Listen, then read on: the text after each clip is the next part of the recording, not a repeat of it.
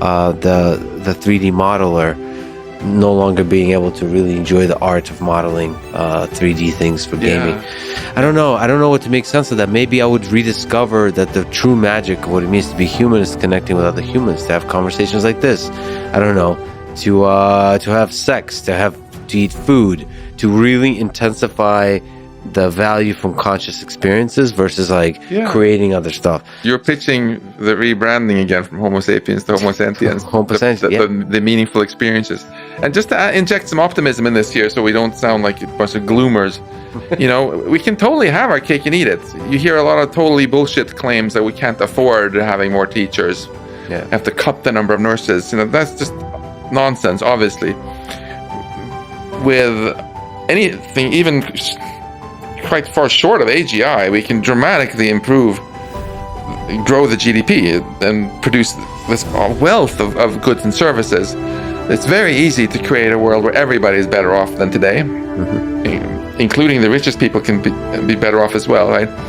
It's not a zero-sum game, technology. Again, you can have two countries like Sweden and Denmark had all these ridiculous wars century after century,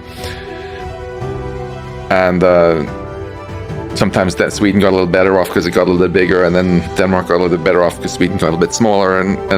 But then technology came along, and we both got just dramatically wealthier without taking away from anyone else. It was just a total win for everyone. And AI can do that on steroids.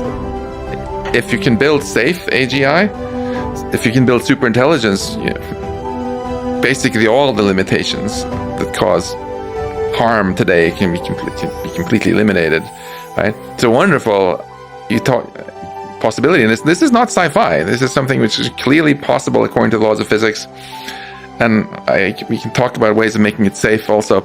But unfortunately, that'll only happen if we steer in that direction. That's absolutely not the default outcome.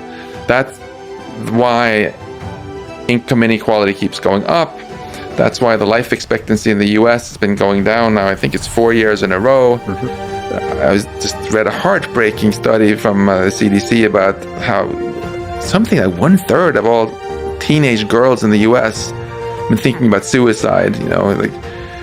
Those are steps in totally the wrong direction, and it's important to keep our eyes on the prize here. That we have the power now, for the first time in the history of our species, to harness artificial intelligence to help us really flourish and help bring out the best in our humanity rather than the worst of it, to help us have really fulfilling experiences that feel truly meaningful. And you and I shouldn't sit here and dictate to future generations what they will be. Let them figure it out, but let's give them a chance to live. And not foreclose all these possibilities for them by just messing things up, right?